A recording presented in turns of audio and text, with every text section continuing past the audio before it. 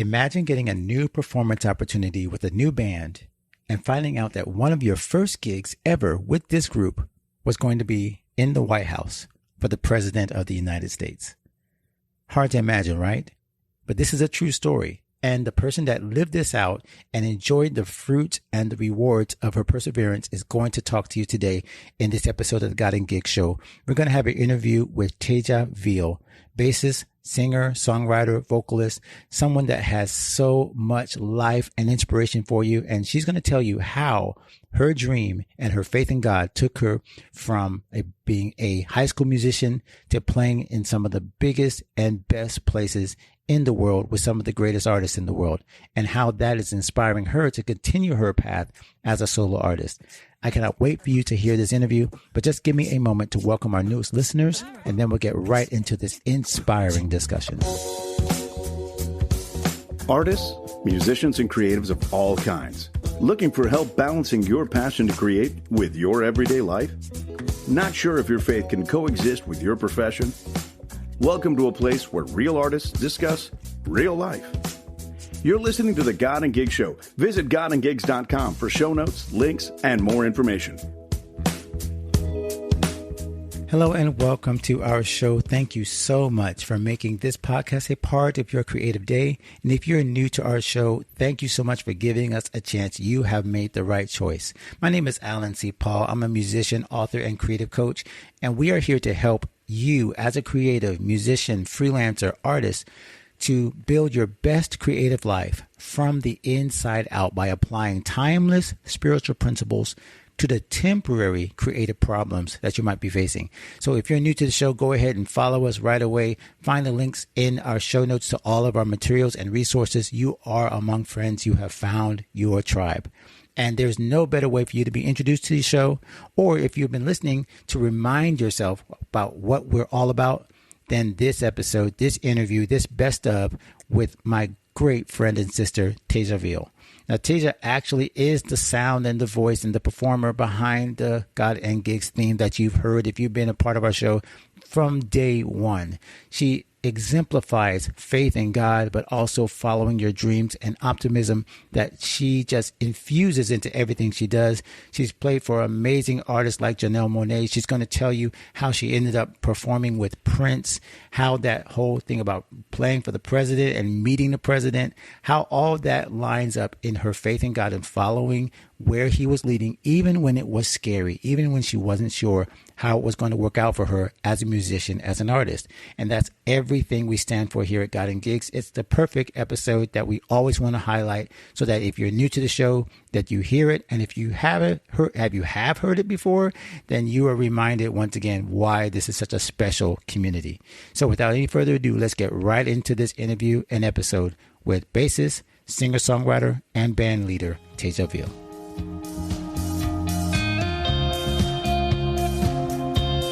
Well, I have to tell you how excited I am to have this amazing artist and bassist and musician and singer and MD on, because her voice, her sound is literally the first sound you have heard throughout the entire history of the God and Gig Show. I know she's laughing, but it's really true. Like, I don't think she realizes how powerful her influence has been, because I'll tell you the quick backstory and then I'll introduce her.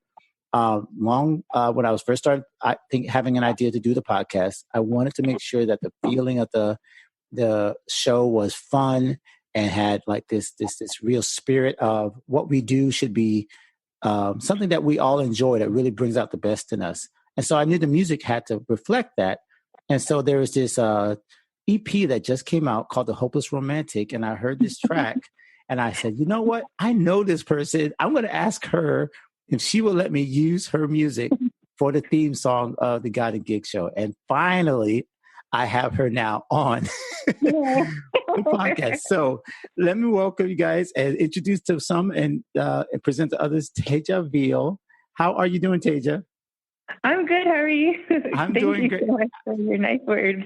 Oh no, I had to start with that, because as we were just talking before we started recording, just the fact that you and I are both kind of like from the same area. Well, I'm not native to Miami, but now we're both Miami musicians from the beginning. And I just love the connection that that ended up happening because the fact is that when I first heard you introduce that music, and I'll let you talk about it and introduce yourself and all that kind of stuff, but that really became like my way of connecting with you was your music and your style and your spirit comes out in that particular track. And that's why I really want to make sure that all of you guys are listening to this right now know why I picked her and her music. You're going to find out even more about why her spirit fits this show perfectly and why I'm so sad to have her on. So, Teja, I'm going to let you go ahead and do the quick introduction, just a 30-second, who you are and what you play. For those of you who have never heard of you or don't know, about you, they're going to learn a lot more. But just tell them a little bit about who you are and, who you are as a musician. Okay, hi. I'm Teja. I am a bass player. I'm a singer. I guess a budding songwriter. And I'm a music director at Decatur City Church. I'm originally from Miami, Florida, born and raised. I started playing, professionally, quote unquote, when I was 16. And I moved to Atlanta 10 years ago to pursue a full-time music career. And since then, I've been a touring bassist. I initially worked with Musiq Soulchild. I'm currently working with Janelle Monae. I have a few years ago, I started working on putting myself out there as an artist. And so the Hopeless Romantic EP was a cover EP, and I'm working on original music to be released this year. So yay. That's awesome. More new music. Okay, so let's kind of go back to the beginning. And I know, as I was telling you, I researched and I listened, and I really am fascinated by this story of how you got to begin playing the bass. Because I'm also a music educator. And so I would love for you to share this little story that you've shared with some of the people about how you discovered the bass. Well, first, let me ask you this. Do you have a musical family? Was music already in your family before you even started getting into it as a student? Not necessarily. There are no active musicians in my family. I think my mom played clarinet in high school for a year, but she doesn't consider herself a musician. She ended up being on the flag team, which is what she really wanted to do. And my grandpa, I think her dad, Papi, I think he might have played alto sax in high school, but he, it was just as an elective. But no active musicians in my family. My uncle was a singer. He still sings every now and then, but not professionally. But no, I'm the first real musician. That's cool, because that's why I was wondering. So when you did start to get this desire to play, tell the people a little bit what that was like. Like, how did you discover the bass, and how that experience in middle school, or I think was it middle school or high school when you started? Yeah. So tell us a little bit about that. So I grew up, I guess I always loved music. My dad and we used to bond a lot over old school music all the time. So Earth, Wind & Fire, I've loved Earth, Wind & Fire since I was in the third grade. I vividly remember telling everybody that Earth, Wind & Fire was my favorite group. So I always knew I had an idea of what instruments were. And I take it back. When I was 9, also, I took piano lessons for 3 months. But my sister and I, we had to take them at the same time. And my mom just continued the lessons because she felt like we weren't practicing enough. So that's where I guess I got my first taste of music. And in middle school, I had to choose an elective. And so I chose orchestra. And then first day I walked in and I saw this big instrument. I knew it was a bass because I understood what bass was, but all the girls are playing violin. And I definitely didn't want to do violin because I didn't want to do what all the other girls were doing. And at first, my teacher insisted that I play violin because I was a girl. And I have sometimes a real anti-streak. And if you try to force me to do something, I just will go against it because I don't want to be forced to do the same thing as everybody else. And I really wanted to play the bass. I was tall. The bass was tall. And I just didn't really want to do what the other girls did. And so he's like, well, if you play the bass, you're going to have to prove that you're going to be serious about it. And I guess I proved it. So once he realized that I was really committed to being good at it, he totally, he was open after that. But first he was trying to get all the girls to play violin. Okay. I have to stop you there.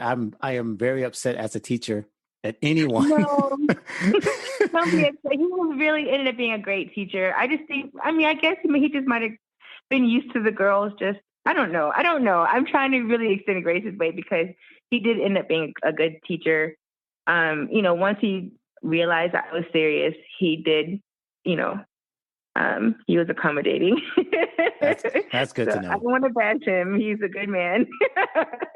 Yeah, we're not throwing him under the bus. I'm just saying, but I'm grateful that you had that fortitude, and you like you said, I don't know if you call it. I wouldn't say rebellious or anti anything. I think you were just like you were determined that this is what works for you, and I think it's the reason I love the fact we're starting with this part, because even as we're talking to a lot of creators and musicians, there is resistance. Like a lot of us deal with resistance when we first say, even at that young age, hey, I want to do this. And then someone else says, oh, I don't know if that's in your wheelhouse. I don't know if this is best for you. Right. And you already at that young age was saying, no, I think this works for me. And so I appreciate that already, that at the beginning that you kind of showed that as a creative and a musician, you don't have to always let people determine your path, Thank you. Because, you obviously set out the way that you were supposed to go, clearly. you were proven right. So talk about a little bit about the beginning now after you got into, actually playing in orchestra. When did you start getting into playing? I know you had a history in jazz and kind of getting into more like, I think you said you started at 15. So when did that actually start becoming a career possibility for you? So I was recruited in 8th grade by Mr. Dorsey. He was the band director at Miami Northwestern Senior High School at the time. The jazz program is a performing and visual arts magnet program. And he came and tapped me when I was in the 8th grade to play with his jazz band for their spring concert. And I played, and then he offered me an opportunity to be in that program. And so I played bass and jazz band, and I had to play in all 3 bands. So I learned alto sax over the summer, and I played saxophone and marching band, and I was the first freshman section leader. And then I learned oboe over winter break, and then I played oboe in symphonic band. So I was in all 3 bands for high school for that magnet program. And the jazz program was the best in the city, at least at the time. I know Mr. Dorsey now works at Dillard High School in Broward County, and I know his program is number 1 there. But at the time, it was at Northwestern, and it was a really intensive program, and he taught us a lot, and he gave us a lot of real life exposure. And we used to play around the city as a band, and then I got introduced to a local jazz band leader, and who started asking me to play in his band. And I was 16 and too young, so my mom would chaperone me on my gigs until I was about 22. Actually, until 22. Well, I was going to say that's kind of a long time to be chaperoned, but. Now I know. Hey, you know what? Mom's going to keep track. I got to ask you, because this points out again. I like the intersection. I always find that these little intersections. You're starting out. You're being introduced. Now you're being exposed to this world of playing at gigs. Your school or whatever. But it's still like you're in a professional environment. How did that feel? Mm-hmm. What was that like for you to now be kind of basically expected to behave like a professional, to act as a professional? Like, how was that when you were first introduced to it? How did you handle it? I just remember being very excited. It was really cool to work with these guys that had been, musicians for years. And I just always felt like really honored that they would let me play with them. It just, the more I played, the more connections I played, I started playing with other groups. And it just, I don't know. It was inspiring. Like and maybe because I didn't grow up playing in church, and I didn't grow up with like other musicians to look up to. So I never really understood that could be a career goal. And at the time, like I was a straight A student. And so my music was just supposed to be an elective for me to look good on my college applications, to make me well-rounded. But as the more I started to play, the more I think the seed was planted in my heart. Like, this is what I really want to do, even though I didn't understand at the time. And I will give Mr. Dorsey, my high school band director, a lot of credit, because he's always speaking to me. He's like, Teja, you need to follow your heart. Like, don't do what you think your parents want you to do, or don't follow what you think is expected of you. You should pursue what you want. And I didn't really understand that music could really be a career for me. Because like when I graduated from high school, I went to UM on an engineering scholarship. Like I didn't even study music in college because I was supposed to put it away. Well, I never quite put it away. It was just in my heart. I didn't really understand. I think that gigging on that level, it was my first exposure. Like, wow, I could actually do this, but I didn't know how. I didn't understand completely, but I think that's what the spark first happened for me. That's incredible. I hope that makes sense. I did not know. I'm learning a lot today. I did not know you went to UM on an engineering scholarship. I didn't know. Yeah. I didn't know that. Even as you're talking, because I think what I know there's I'm not going to say all young people, but I know a lot of young musicians do deal with what you just dealt with, which is, okay, how does this work? Like I want to do this, but I don't know how to step forward into making this a career. And I feel like I don't know. I guess I guess you already answered it. Like Mr. Dorsey and other people, they were the ones that kind of made you feel like this is possible and that you weren't going to just be lost in the shuffle of, oh, well, this is a hobby. This is something I do really well. But right. Yeah. What was that first time that you said, you know what, I'm going to make this a career? Like what was that moment? Or was there a person that made it feel like, okay, you're going to do this as a career now? If I honestly would have to fast forward a few years. Okay. I didn't know. I'm like in college. Like when I first went to college, I actually stopped playing because my mom was like, "No, you need to focus on your schoolwork." And then I started playing actually behind her back. Oh wow! Like I wouldn't play. Like I started playing around. I should say this. I'm sorry, Mom. Maybe not include that behind your back part. I just like I would come home on weekends and I would do some gigs. That's what I said. She would still chaperone me. Like every now and then on weekends I'd come and she'd take me and I'd go play with the guys I used to play with. But because I didn't get a car till I was 23. But I started playing around campus and like doing like kind of local like gig. I stayed on campus in college, even though it was University of Miami is in Miami. It was Coral Gables, which is I lived in North Miami, so I didn't go home often. So I would play whatever. I don't know. Fast forward to after that, one day I just happened to be at Target and I was looking for some new music. Sorry if I'm rambling, but this is good. This is good. You're doing great. I was just like, yeah, I just really want to find something new to listen to. And at the time I was obsessed with Hidden Beach records because I loved Joe Scott and everything that Hidden Beach put out, like Jeff Bradshaw. I just was obsessed with them.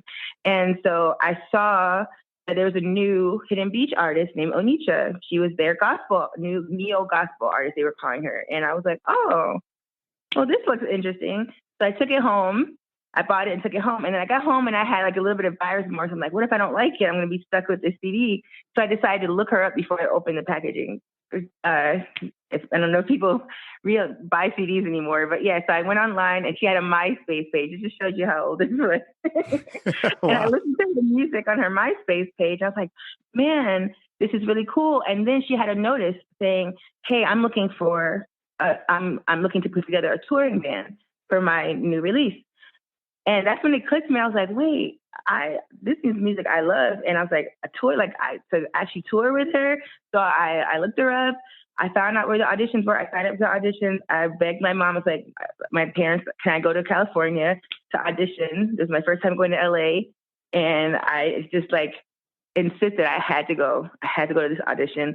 And the caveat was I had to take my little sister with me. So we went to LA and I auditioned and I actually made her band. So it was like my first time realizing like, whoa, this is an opportunity. Like this is something I could do. Unfortunately, they ended up having to change to a local band due to funding. So they couldn't afford to fly me out to stay in the band. But that's when the light bulb switched in my head. I'm like, this is what I want to do. Like, this is definitely what I want to do. Because by then I had been gigging around town, and by then I also started playing at church. So the first church I ever played for was oh gosh, I don't want to say it wrong. It was an AME church in Miami Gardens. I hate that I'm drawing a blank right now because I really do love them. That's cool.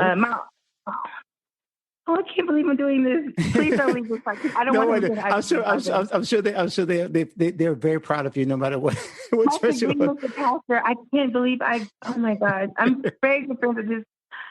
All right, guys, I'm just drawing a blank. But I played there for like 6 minutes. So can I tell this story too? Am I rambling? No, you're not rambling. Number one, but I do want to quickly jump in because I feel like there's so many cool connections that between me and you that I did not know.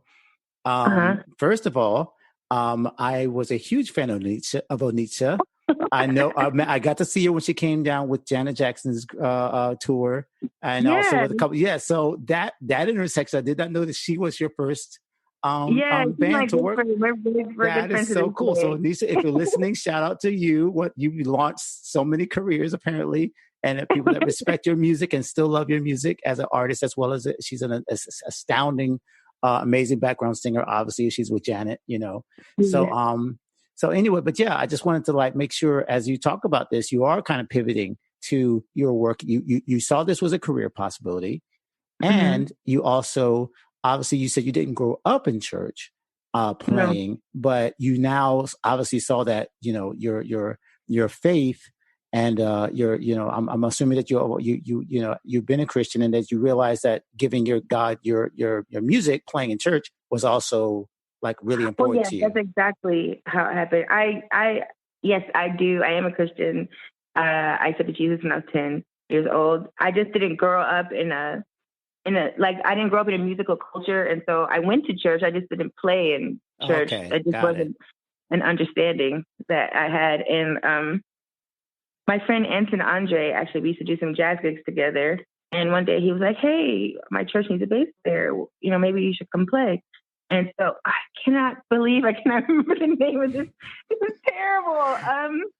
It was Pastor Green and Kevin Desir was the music director. Kevin! Oh gosh. Okay. Yes, we're gonna track this down. I will text Kevin. I will ask him where were you at because we're gonna go. We're both gonna go off track because I can see I'm racking my brain too now trying to remember all these Miami churches. It's only because I want to remember right now. I can't. This is terrible. But I feel so bad. But yes. So Anton had me come, and Kevin Desir was the first MD that gave me a job at a church. And I loved it there. It was great. It was a great experience. And then, but at the time, my mom was attending New Birth. And it was one Sunday evening. She was graduating from her new members program. So I went to the service to watch her graduate. You know, it was an end of the service, and Bishop Curry was saying his closing remarks. And he just randomly stopped. Like the band is playing, and he was just talking like closing remarks, and he just randomly stops and he's like, "Hey, got to there's a bass player in here." And so everybody points at Todd. Todd Hunter was playing, so everybody's pointing at Todd, and he's like, "No, not Todd. There's a bass player in here. I need to come down right now and play." So I was up in the balcony, and I see my mom on the floor. She's like flagging me down. She's like, "Go play!" And I'm like, "No way. I'm not going. He's not talking to me. There's no way I'm going down there." And so I just kind of ignored it. And so Bishop Curry's like, "Yeah, okay, well, whoever you are, you're being disobedient, and we're going to end the service." So usually Bishop Curry, after services, would immediately leave. But for whatever reason, that night, he kind of hung back a little bit. And I left to go find my mom. And I ran into my old high school guidance counselor. And we were talking. He's like, "Teja, do you still play?" And I was like, "Yes." He's like, "It's you." He was talking about you. So he grabs my arm and starts pulling me towards the pulpit. And Bishop Curry is still up there, and the band's still up there playing. And then by that time, my mother found me, so she grabs my other arm. She pulls. They're both dragging me down to the front. I hate attention. Like, I hate to be the center of attention. And so Dr. Towns was like, "Bishop Curry, she's a bass player." And Bishop Curry stops, and he's like, he has everybody stop, and he talks to me. And he's like, "Are you a bass player?" And I was like, "Yes." He's like, "Why didn't you come down when I said something?" And I just didn't know what to say. He's like, "Go up there and play right now." So I'm looking like, what are you talking about? This is Todd Hunter, like premier bassist in Miami. You want me to go take his bass from him and play? So Todd's like, "Here." And I knew Todd. I don't think Todd knew me, but of course, everybody knows Todd. He's one of my like closest friends now. I love him, and he's a mentor. But at the time, I'm like, this is the Todd Hunter. You want me to take his bass from him and play? And Bishop Curry's like, "Go play." And now everybody's staring, and I honestly can't remember what I played. I just started playing with the band, and Bishop Curry's like, "You're hired." And everybody stopped in. And I'm like, what is happening? And he's like, he told Anita to give me the paperwork to sign. And he's like, you're hired. So apparently Todd played in New Birth both services, but he was going to play for his father's church at the 11 o'clock service. Right, uh-huh. So now they needed the bass player for the 11 o'clock slot.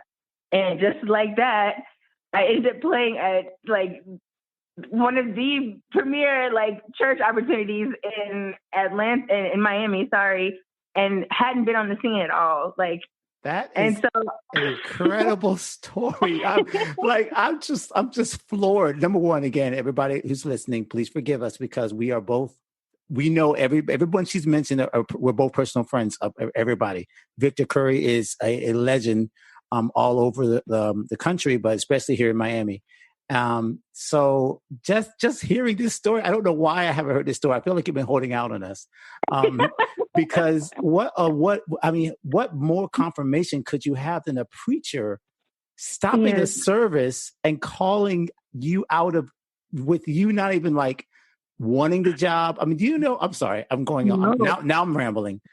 No, I didn't think how many bass players were probably, let's just be honest. Yes, let's just be honest. We're auditioning, we're trying, hey, I want to, and so I have to stop and say, I mean, clearly this is an example of where faith and God's intervention has a lot more to do with where you are than just your talent. Now, your talent clearly... It's all God. Honestly, I personally, I mean, I ignored him when he said there was a bit, I would have never gone out for that. I would have never gone, God has given me every great opportunity I've ever had in my life. It's all God. I don't even think I'm that awesome. Like, you know what I'm saying? Like, I don't think it's not my own merit. Like, oh yeah, I deserve this. It's just every big opportunity I've gotten has just been like, really, God?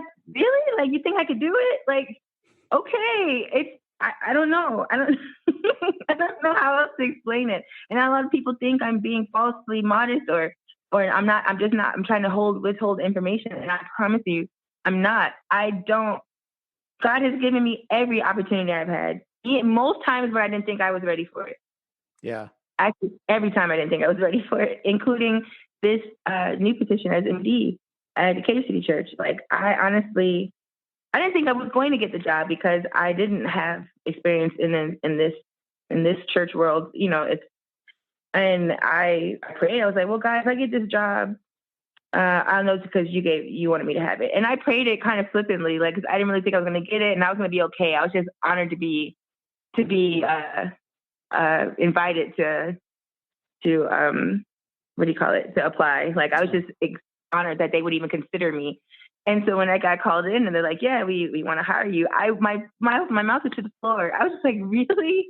Like, okay, God, I just trust you then. Cause I don't even think I'm ready for this, but okay. Like even when I got the call for Janelle, it was just a random call. It's not like I pursued it. That's exactly what I was about to, because I was going to say, this seems to be a theme with you. So please tell that story, because now we're at a place where, you know, you auditioned obviously for the gig out in LA, and that didn't pan out just for budget reasons.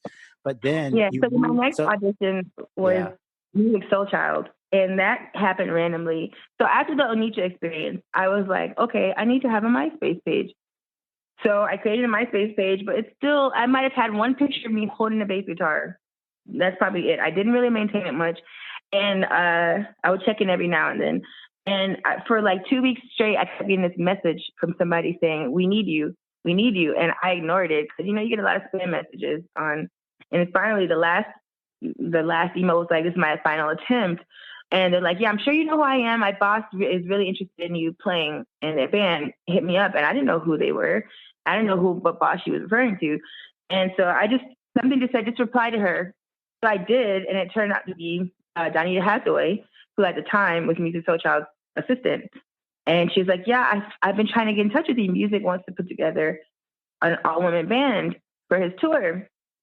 And she's, you know, I was like, oh my God. Now I was, you know, I mentioned loving Hidden Beach. Like, I was a huge Neo Soul fan. Like, Neo Soul is everything to me. So I was a huge Musiq Soulchild fan. So this was just unreal to me. And so they flew me to Philly. She was still based in Philly at the time. I auditioned and I made the band. And then we rehearsed for like a week. And then he decided, yeah, I'm not going to go with this right now. I think he wasn't happy with the drummer. And I'm like, okay. But that further instilled, like, it was like, oh man, like, I really want to do this. And a year later, he moved to Atlanta and decided to do it again. And I went to Atlanta for auditions and made the band. And then I was with his group for a year. And then after that, I came back to Miami, and that's when I decided, okay, I definitely wanted to pursue music full time. Like because I was working a job and at home, and I was just like, no, I really want to give this my all. And so I wanted to move to LA, because I'm like, all musicians either move to New York or LA. I never really liked New York. Sorry, New Yorkers. I couldn't live there. It's just too much for me. But LA, I was like, this is where I want to go. But I kept feeling in my spirit, like, and I'm not exaggerating, I just kept feeling like I kept hearing Atlanta. And I didn't want to move to Atlanta. I didn't know anybody in Atlanta. I had nothing lined up. To me, in my mind, Atlanta was country. Like, I didn't, but no, seriously, like, this is a Miami girl. Atlanta. I hear you. LA is the big, exotic place that's similar to home with palm trees. And I don't know, LA seemed in my mind was like the place to go. But honestly, my heart and my spirit had peace. Like I'm naturally a worrier. I shouldn't be, but I'm an overthinker and I worry about everything. And when I was trying to pull together my LA plan, it just was not working out. Like I just couldn't figure it out. And I was just restless about it. And every time I thought about Atlanta, I just had this kind of weird calm. Like it just, and one day I was just like, okay, God was like, do you trust me or not? And I'm like, okay, I do. So I told my mom, I was like, Mom, I'm moving to Atlanta. And she was like, yeah, I don't think so. You don't know anybody, And randomly, my mom's sister one day, because my mom's like, well, if you had a place to stay, then maybe I'd be okay with you going. And I didn't know anybody in Atlanta. So I didn't know how I was going to prove to my mom I should do this. And then one day my aunt randomly called me and she's like, Teja, I think you need to move to Atlanta. And I was like, I think so too. And she's like, well, she talked to her ex-husband at the time, I guess my ex-uncle, I don't know.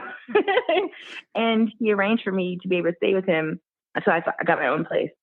And so I was just like, she just did it on her own without even knowing that I was contemplating going to Atlanta. She just said she felt her to do that. So she did it. And so I moved January 10th, 2010. I drove to Atlanta. So a big faith. This is another faith move. I feel like each one of these moves with you, whether it was deciding to step out to go to LA for that audition and then move to Atlanta. So I want to ask you real quick, because I feel like you keep talking about the spirit and how you had a peace about these things. I know that there was a section when you got to Atlanta that you had like a challenge to that faith. Because in this business, as you know all too well, things can be high and then things can be really low. Like you get this tour with Musiq Soulchild and things are awesome. And then something else can happen. And it's like, wait a minute, was I called for this? Like, God, were you kidding? Were you messing with me? So talk a little bit about those. I mean, we're going to get to the highs with Janelle and everything really soon, but real quick, just talk about like sometimes when when you didn't feel like God was speaking or you didn't hear it as clearly in terms of your music career. Were there times that you felt like you had gone the wrong direction? Yeah. So when I first moved to Atlanta, it was exciting for 2 months. And then it was like nothing's happening. And I really did feel like I made the wrong move. And then I was just like, okay, God, well, if I also was getting like kind of like I was wanting to my own space. And I was like, well, God, maybe I missed that. Maybe I moved too soon. So if I'm not in my own place by July, I would understand that I moved wrong and I'm going to go back home and figure it out. And I literally signed my lease and moved in July 1st. No kidding. And randomly found it. So that was the first time I was like, okay, I think I am on the right path. So fast forward a few years later, and I'm making a moderate living in Atlanta. I'm gigging, but not really. It's okay. It was December really of 2013. I just got really, really low. I was super depressed. I was really frustrated with my career and what I thought was not happening. And I was about to turn 30 the next year, and I'm like, okay, this is not, maybe I just need to grow up and be a real adult and go home and get a job. And I was just Like, I just didn't know what to do. I felt like everything I was trying to do wasn't working. And I was like, I know I didn't move here to just kind of make it, you know, that wasn't the dream, you know, and, you know, sometimes you get to a place where you're just like, did I really hear God? Did I just kind of pretend that I heard God? Cause I was doing what I wanted to do. Like, you know, even though, you know, God has consistently kept me afloat here in Atlanta, to me, I guess if I had really looked at that, that would have been proof positive. But still, I just got in a really depressed place, and I was going to quit. I made up my mind I was going to quit playing and move back home. And I got a random call. Like, it's like the day after I said I made those plans in my mind, I got a random call from this guy that I didn't remember at the time. And he's like, hey, this is Becky. Call me back. And I didn't remember who he was. And I called him back. He's like, hey, it's, you know, Janelle's MD is looking for you. And I'm like, who? What is happening? So, sorry, I have to rewind. July of that same year, my mom was going to Essence Festival. And she called me excited. And she's like, Teja, there's this girl. She's on stage and she wears black and white. And I just think you need to be in her band. And I knew who it was. I was like, Mom, it's Janelle Monae. Oh my gosh, I could just envision. I see it so clearly. You on this Essence stage with her. And I'm like, Mom, no, Janelle Monae is an artist. Her band, I knew who her band was. Like, a lot of the guys I really respected, especially like Terrence, her MD, was in this group that I just was in love with, called the Jazz Specs. Like, they were just incredible musicians. And I knew Mikey Phillips, who also is a Miami native, was playing with Janelle. I'm like, Mom, Janelle's had her band for years. Like, that's not how it works. And my mom's always like, just go to audition. I'm like, Mom, that's not how, it's not easy like that. You don't just walk up to auditions. And so I totally was like, Mom, yeah, no, that's not you. No. And she's like, no, I see you clearly. You're on stage with her at Essence Festival. And I was like, well, Mom, also, if somebody performs at Essence Festival, that's usually like spread few and far between. So I don't think so. Anyway, so fast forward to September of that year, it's now I'm talking to Terrence, to Decky, who is friends with Terrence, the MD for Janelle. He's like, yeah, can I give him your number? And I'm like, yes. So Decky is a drummer I happened to meet when I subbed for a church when I first moved to Atlanta. I didn't even remember that, but I tell people all the time, like, you never know where your opportunity is going to come from. And you should always honor every opportunity, big and small, because you just don't know who's watching. And I happened to play with Decky once at this church. And I guess I made a good enough impression on him that he was willing to pass along my information. And I even saved my number. Because let's say I had showed him and not been prepared, or because I was subbing, I didn't learn the music, you know, because I didn't care. A lot of people, even if it's a sub opportunity, you should still give it your best, because you just never know. So this is 4 years after that, almost. And this guy remembered me and passed my information to Janelle's MD. I talked to him. He, like a week later, I went to meet with Janelle in person. I could have an in-person interview. And then 2 days after that, I had a plane ticket for my first show with her. And it was a Prince show. We opened for Prince at the Mohegan Sun, and he actually performed with us. And then that very next summer, I was on the Essence Festival stage with Janelle Monae, because Prince was the headliner for Essence Festival that year, and he insisted that Janelle be one of the artists on the ticket. And so my mother was there that next year, and what she saw the year before actually came true. Like, my mom, like, and I was the one who ridiculed her. I was like, Mom, you don't know what you're talking about. And my mom actually spoke that, I feel like, into existence. Like, it was unreal to me. All of it was just unreal to me. I don't know. Oh gosh. Okay. So much to unpack here. Okay. So many things. Okay. Number one, God is literally laughing behind the scenes at every time he calls on you, because he knows you're going to get how you're gonna react. I feel like it's let's use a Bible thing. You know how Sarah laughed when he was told that he was gonna have a baby. He's like, baby. I feel like you've got that Sarah spirit. You need to stop laughing, because every time God's gonna blow your mind. And so let's just unpack. Number one, let's back up. I want to back up to all these things. Let's talk about the first gig. Let's talk about opening for Prince with Janelle. Okay, you kind of glossed over that. You kind of so much was in that story. So let's unpack each one of these individually. Okay. Take me to the moment you either hear or step on or realize you're going to be playing this gig? Number one with Janelle, who's already at that time was blowing up. But then to be opening for Prince, just take me through those emotions and what that was like. So all I knew was that it was a Prince show, and that was exciting. And so we flew to Connecticut. So the first time I actually really played for everybody was the night before the show. And so we had rehearsal the night before the show. So I rehearsed, I played, and then the day of the sound check, and everybody's like, yeah, Prince might come by sound check. If you see him, don't look at him, don't talk to him. Just, don't respect his space. So I'm like, oh my gosh, this is incredible. So he walks out into the arena, and I see him. I'm like, oh my gosh, it's Prince. I'm still not understanding that we're actually doing a song with him by then, because I knew she and Prince had a song together, but I didn't know that he was going to perform with us yet. So I see him out in the arena while we're on stage and sound check. And I'm like, it's so cool. I get to see Prince, like from a distance, but still. And at the time, our stage set was built kind of like supposed to look like an asylum. So we had these big, long white sheets as walls, and white panels rather.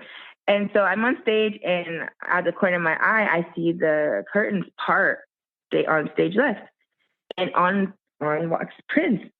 And so everybody's like, don't look at him, just act like you don't see him, just be cool. So I'm inside, I'm just like, oh my gosh, I'm trying to watch him on my peripheral, and I see him. He goes, because the majority of the band had already met Prince. They'd already been in his house. Like Janelle and Prince were very close, so this band knew Prince. And so he went to go talk to the guitar player, Glendo, and I see him, but I'm like, just don't make any eye contact. So he walks past me, and I'm just like inside, I'm like, oh my gosh, it's Prince, I'm so close. And then he comes back, and he stands right in front of me. So now I don't know what to do with my eyes now, because they told me don't look at him. So he's standing right in front of me. So I'm just like looking off to the side. I'm like looking up, and he comes forward to me. He like floats up to me, and he's like, how long have you been in Janelle's band? So I don't know if I'm supposed to respond or not. I don't. And Terrence, the MD, I see him like nod, like, it's okay, talk. And so I'm like, oh, today's my first day. And he looks, and I don't know. And he's like, are you enjoying it? And I was like, yes, very much. And he's like, okay. And he just like floats away. And I'm like, oh my gosh, I just talked to Prince. Like, this is incredible. And then comes showtime. Janelle used to get carted on stage on this trolley. And so that's the opening routine. So they wheeled her on stage, and because she was an android, like a robot. So they wheeled her on stage and dropped her off. And then I see them coming back with another trolley, and it's Prince.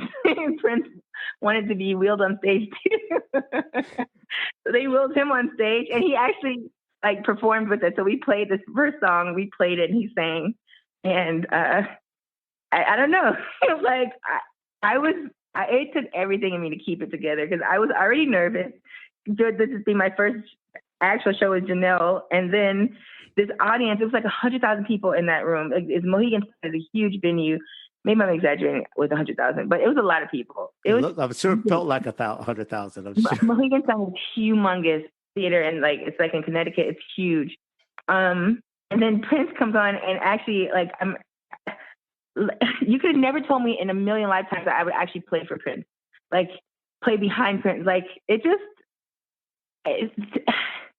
don't know. I'm still just like, what? As my very first show, to even like, I'm just grateful even for that. Like to even be trusted with that kind of opportunity. Like that wasn't some small like show, with 50 people on. That was a huge deal, and for them to even trust me. I want to ask you, because there's so much again in your spirit, and I think the humility that's coming out. And I think sometimes, and I'm going to enter a little bit to coach speak right now, so forgive me if I sound. But what I'm hearing from you, because you're so gracious, so humble, and that you and I both know that verse very well. That God gives, he lowers the proud but gives grace to the humble. Right? He exalts the humble. And all I hear is, that God keeps exalting you and keeps giving you these platforms because you don't feel any kind of deserving or, hey, I earned this. And which in a way, of course you earned it, that you wouldn't be there if your talent, your ability they wouldn't trust you to play that. You know what I mean? In terms of the musicians and Janelle and people who like respect your playing. So clearly you earned it in terms of like your gift and your talent and your ability. But in terms of your character, like that's what God seems to elevate you to these places to, you know, playing in the White House and playing Essence Festival. And now, how long have you been with Janelle now? Now I'm trying to get my timeline right. This would be December mark the start of 7 years.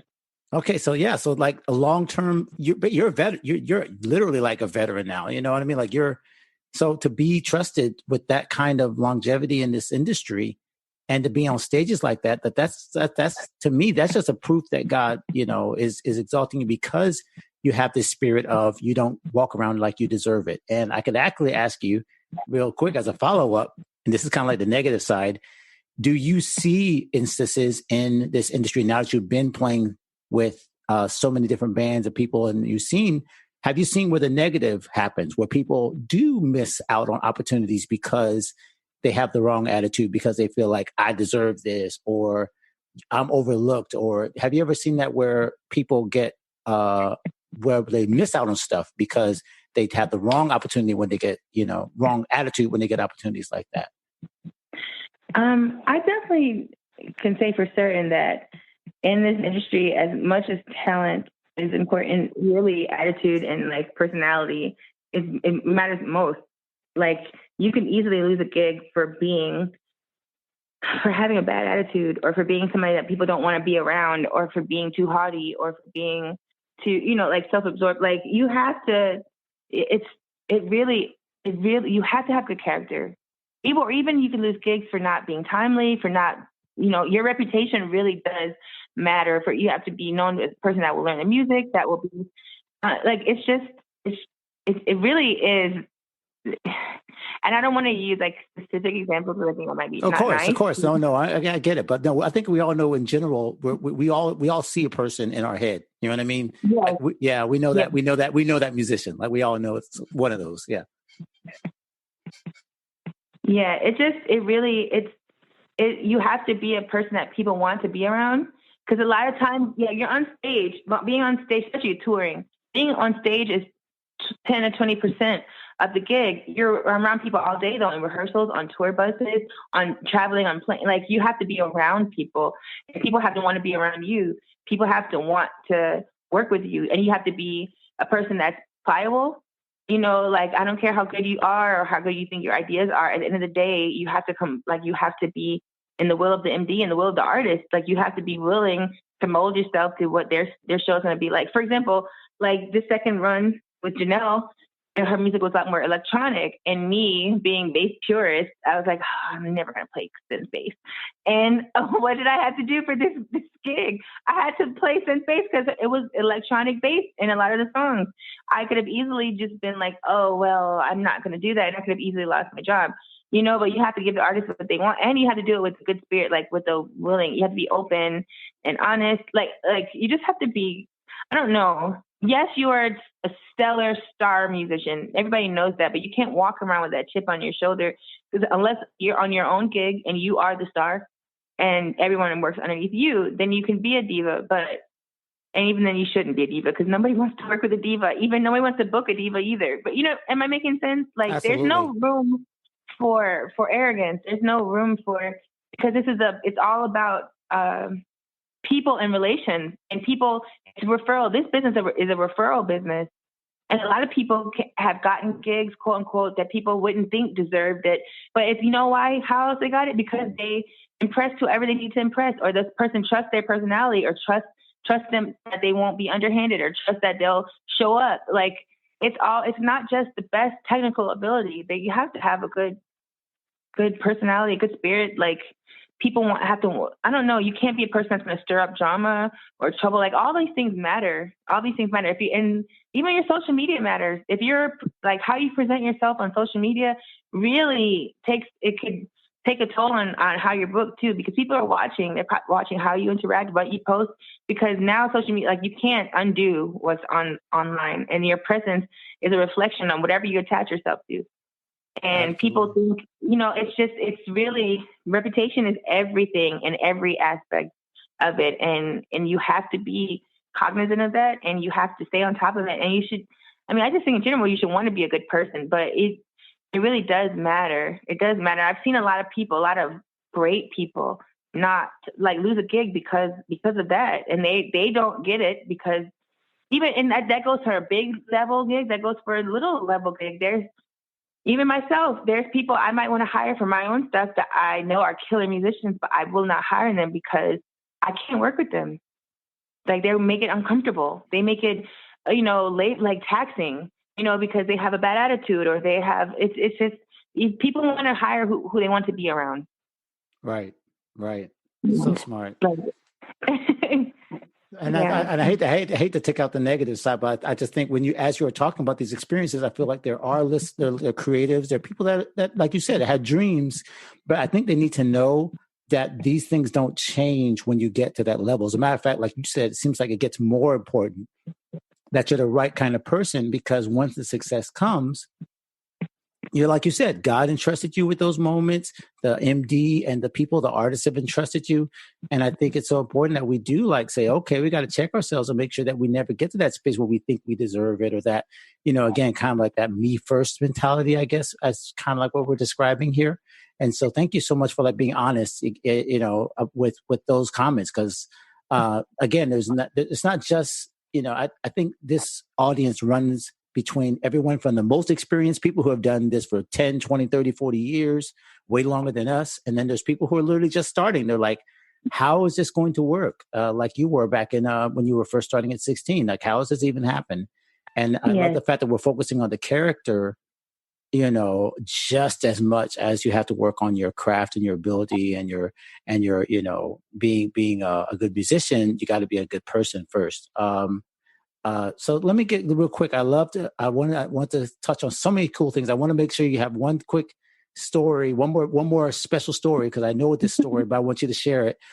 Talk about your chance that you had to go to Washington, D.C.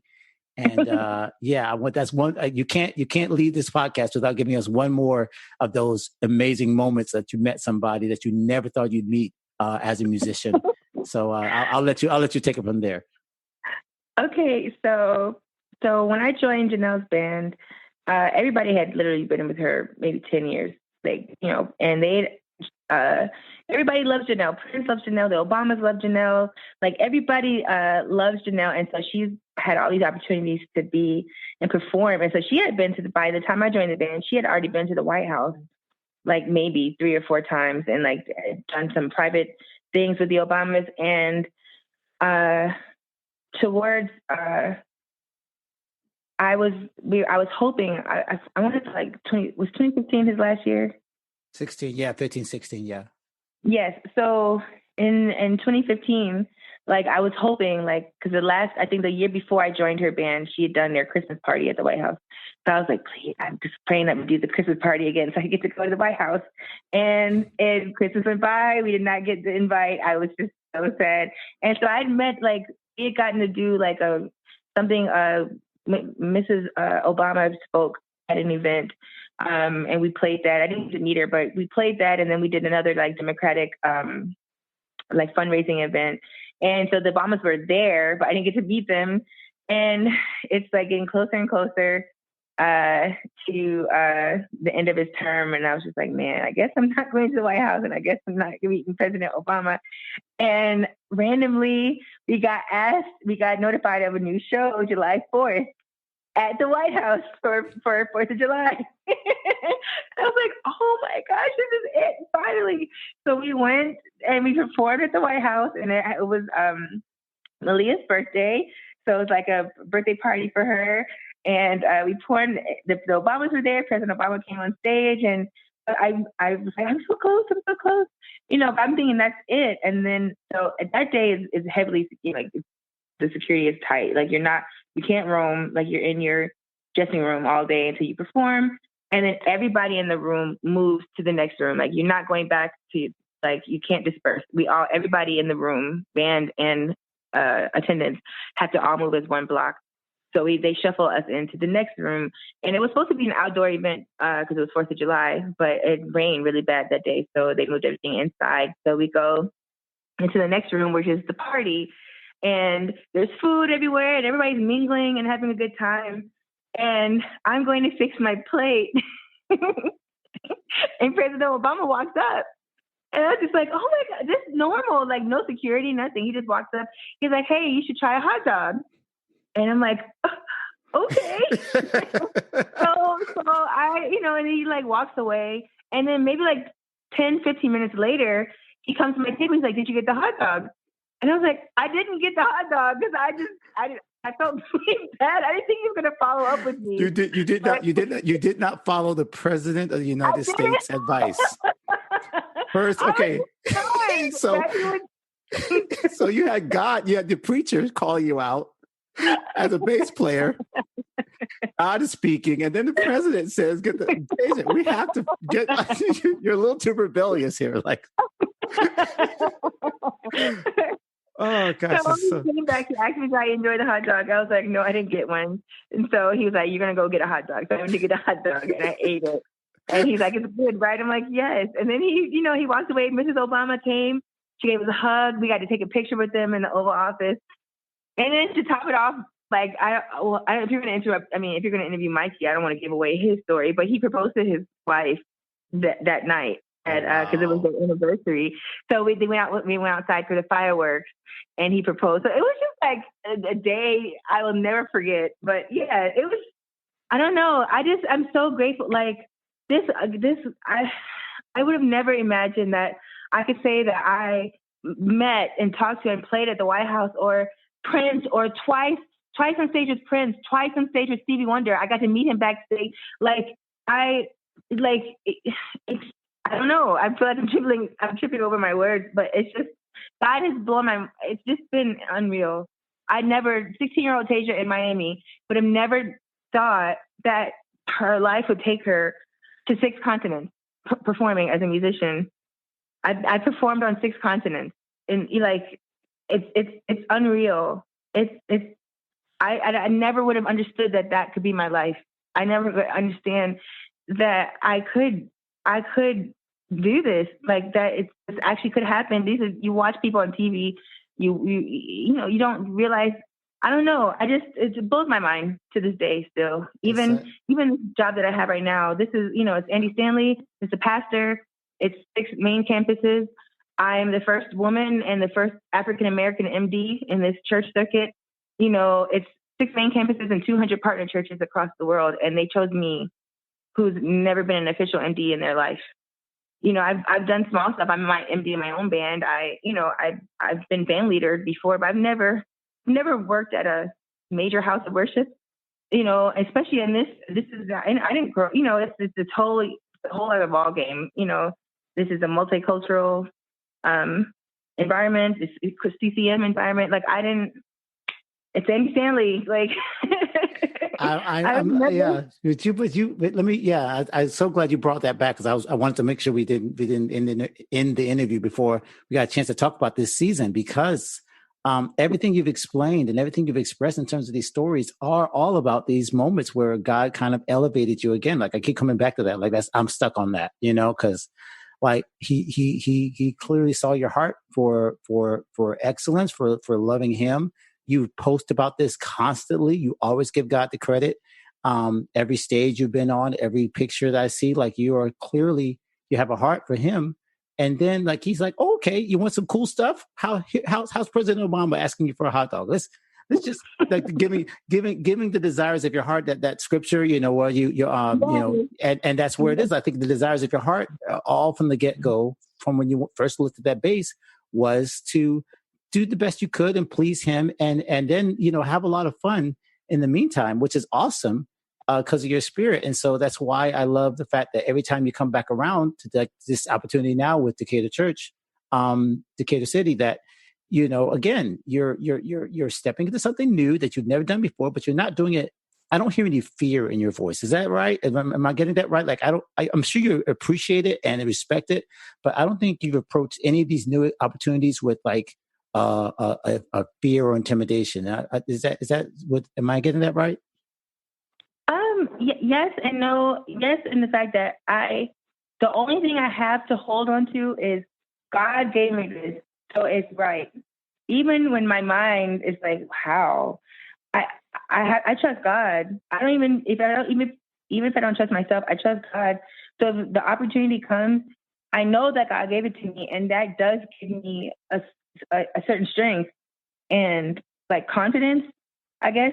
Even though it doesn't make it easy, it doesn't make it like a sure thing, like like I told you before, I'm naturally a worrier, so and I go like, if I'm honest, like, of course, the natural part of me will be like, oh my gosh, what are you doing? Do you know what you're doing? Are you sure? But the only thing I have to hold on to is that God gave, like, I trust God. And so if I trust God, like, I have to have faith, and I have to walk on faith. And that doesn't mean it's, people think a faith walk is, at least for, like, I feel like people think, oh, to have faith means that you don't think, or you don't, like, I can't say that I have blind faith. I think you're supposed to be blind, but I'm natural. I'm human. I only think, I don't know how to say it better than this. I trust God. I'm trying to use other words, and I don't have any other words. I trust God. And with that trust comes, like, makes me feel like I can do it, even when I'm scared that I can't. Yeah. I know that God doesn't lie. God, I just pray that I one day will be able, like, I'm able to, like, see what God sees. I just trust it until I can see it, like, wow. Am I making sense? No, that makes you, I don't think you realize how much like wisdom bombs you just dropped and faith bombs just there. Cause that's is literally what we're doing. Like when Bible says that faith is the evidence of things not seen, but faith is evidence. So, I mean, if you enter evidence into court, we always talk about that. Well, where's the evidence? Well, faith is the evidence. Like, you don't need anything else. The trust is the evidence. Like, the fact that, you know what I mean? So it's not like you have to see this wrapped up in a pretty little bow and explain to someone that, okay, well, this is why it works. And it's like, no, the reason it doesn't work, the reason it works is because you don't see anything except the trust. Yeah. Yes. No, I love it. No, you're making so much sense. Don't worry. I feel like sometimes we want to be like so deep. It's like, you know what? It's simple. Just trust God. Like, it doesn't get, any better than that. It doesn't get, there's no, secret, deep philosophy, you know what I mean? That people want to be like, oh, all I have is faith. That's all I have. Even me sometimes, that's all I have. But I'm like, yeah, that's all. It's enough. It's enough. That's not a minor thing. Right. That's all you need. All you need is a mustard size amount.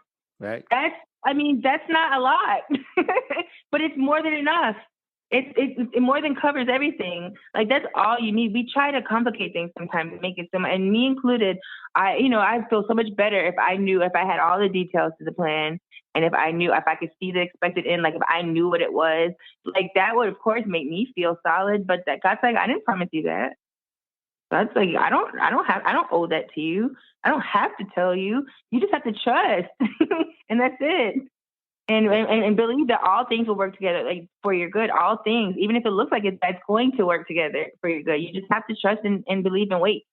And like, I feel like a faith walk, I think in pictures a lot. So, like, when I think of walking by faith, people, it's not it's not a well-lit path where you could see the finish line. You see exactly where you're walking. I feel like it's not a floodlight. It's more like a flashlight. If you're walking by faith, you literally, like, God's just guiding. It's step by step, and you just have a flashlight just enough so you can see the next step. But the flashlight, it's not going to show you the end, like, all the way through the forest. It's not powerful enough. Like, you can't. God didn't give me a floodlight that will just light up the whole place. I just have a flashlight. My mustard seed sized flashlight is just going to get me step by step. And as long as I just believe that the path is there, I just got to take the steps. I don't have to see where I'm walking. I just have to believe that I am walking, and I'm walking on the path that God set for me. Like, that's literally how it is. That's how it's always been for me. I have, like, even some detours that I didn't expect, they all have led me back to, like, I've never left the path, even if it felt like I did. God's just like, just trust. I don't know. I'm rambling now. No, you are absolutely not rambling. That was Okay, so I'm just going to tell you, and we've actually gone way over. So those of you who are listening, thank you for sticking with us. But we may have to do a part 2, part 3, part 4, because this is. Do you guys understand why she is in the embodiment of the spirit of the theme song and everything? Like Teja is so God and give. You have been such a huge supporter of us. You from buying the devotional, from posting about it, from sharing our devotional with with Janelle. Oh gosh, with yes, yes, like that you have been like the poster child of why this exists. And everything you just expressed literally is why I've been fighting for a year and a half to get you on the show, because I knew this conversation could go an hour and a half. So we're going to start wrapping it up. But real quick, I want to give two quick things. One is, well, obviously to make sure you share your socials and all that kind of stuff. But I also wanted to just give you like a little wrap up question, because this is such it really is. I think I'm going to listen back and just say, this needs to be, shouted from the rooftops of every single artist. I don't think you realize how much you share and how much God is using you at this moment. So I'm just going to try to gloss over all that right now. If you could go back and talk to the 15-year-old, let's not even make it you. Let's make it another 15-year-old bass player who's at either, we'll put her in Miami or we'll put her in Fort Lauderdale or whatever. But basically, what do you want to say to that person who is in that middle school, or maybe let's maybe get a little older, maybe she's in college, you know what I mean? But what would you say to that person who is where you were, is now where you were, thinking about getting into music, whether it's male, female, whoever it is? Just tell that person, hey, what would be your advice to them now that you've seen all the things that happened in your career? I definitely would tell them to not be afraid to believe in yourself. And like, not in the corny, like school, like believe in yourself, but like seriously, if you really feel in your heart that God gave you something, even when others can't see it or don't believe it to be special or unique, or like, I would say that you just have to really trust that what God is giving you, and trust Him. And you cannot let any outside factors weigh in. Like, they will try, well-meaning or not, but you have to just believe and like really hold on to your belief in yourself and your belief in God, and just trust that and nothing else. Don't let anything else distract you or deter you, or, it's all you have and it's enough. Beautiful. Oh, so good. So good. I knew this was going to be like this, and I'm so glad that God, like, again, just spoke the words like, okay, make this happen, because you are absolutely a gem, a diamond for an example. You're a light on the hill right now. Exactly the way it says, when we said we're supposed to shine our light before men, that's what you're doing. And you're playing in your behavior, in the way that you're carrying yourself. So I just want to say thank you so much. And for those who want to continue to follow you, who want to follow the Dear Future Husband hashtags, I didn't even get into that, but I love those. Those are hilarious. Just tell them how they can follow you on Instagram and all the other socials that is to keep up with you, and as well as your new music that's going to be coming out. Tell them how they can keep up with you. Thank you. All my IG. It's hello, I'm Teja. So hello, I'm no apostrophe. So I am, and then Teja, Teja. That's on Instagram, on Facebook. I believe it's the same. If not, you just look up Teja.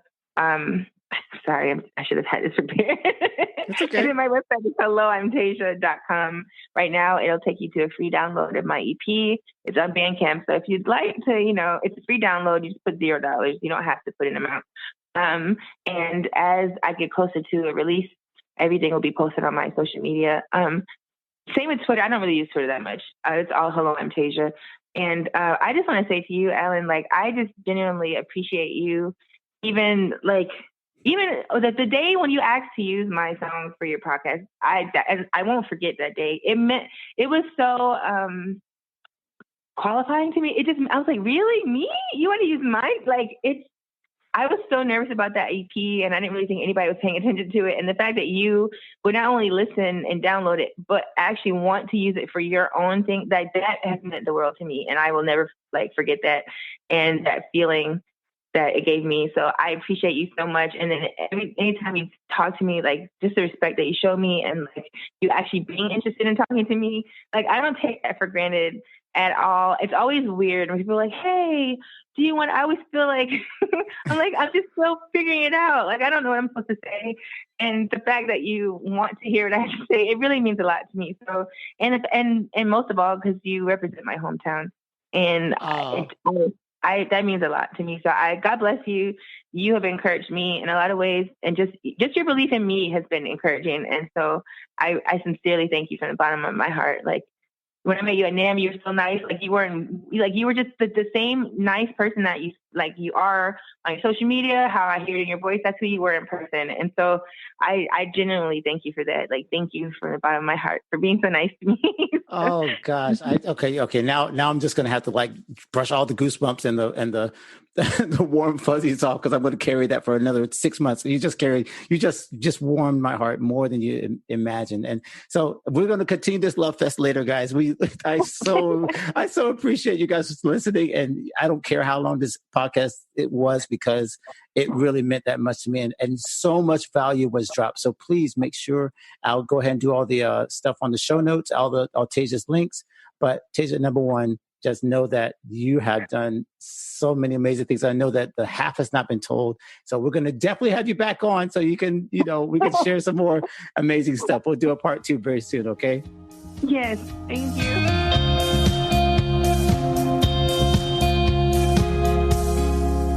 Well, my friend, if that doesn't inspire you, I don't know what will. I mean, from playing for Prince to playing for the president, Teja has seen it all, and yet her optimism and her ability to see God in every circumstance and how she is following him, I'm telling you, this is why she is one of our favorite artists in the God and Gigs community, and why I hope you'll follow her on all her socials. Everything she shared is still good, so you can follow her at Hello, I'm Teja on all of the social networks that she mentioned, and you can just find all of those in the links in the show notes.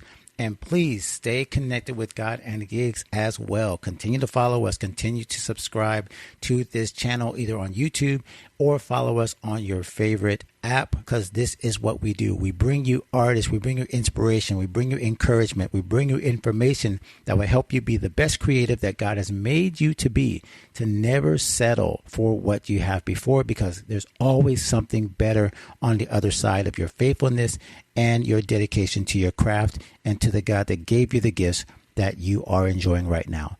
That's all for now. I couldn't say anything more about this interview. So just share your takeaways with someone else. Share this episode with someone else. Share it on social so that we can talk about more of these issues and these strategies and this mindset that you've heard about in this interview. And until next time, please continue to become the creative that you were created to be. God bless, and we'll see you next episode. Thanks for joining us here at the God and Gigs Show. Please leave us a review on iTunes, like our Facebook page, or visit godandgigs.com and tell us what you thought of this show. We'll be back soon. In the meantime, go create something amazing.